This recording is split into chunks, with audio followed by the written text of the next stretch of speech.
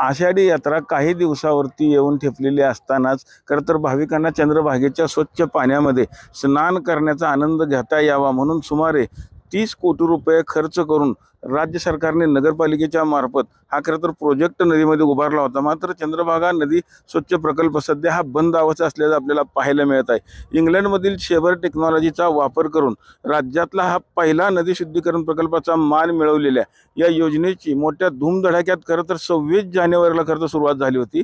मात्र या प्रकल्पासाठी आवश्यकाचा वीज पुरवठा नगरपालिका प्रशासन खरं तर यांना देणार होती असं या ठेकेदाराच्या सांगण्यात आलेलं। मात्र नगरपालिका प्रशासनानं हा वीज पुरवठा लवकर न दिल्यामुळे हा प्रोजेक्ट वारंवार खरं तर बंद अवस्थेत होता। खरं तर ह्या प्रोजेक्टला डिझेलच्या माध्यमातून हा प्रोजेक्ट सुरू होता आणि डिझेल परवडत नसल्यामुळे खरं तर 3 महिन्यात हा प्रोजेक्ट अनेक वेळा खरं तर बंद ठेवण्यात आले असल्याचं ठेकेदाराकडून देखील सांगण्यात येत होतं।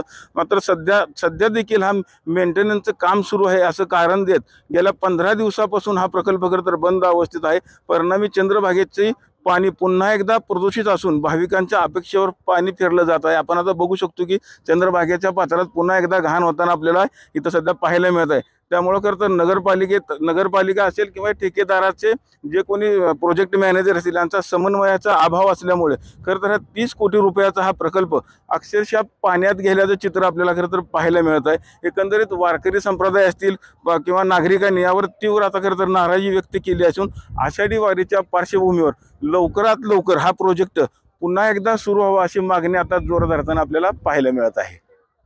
पंढरपुरातून कॅमेरामन जगदीश रवी लवेकर, TV9 मराठी।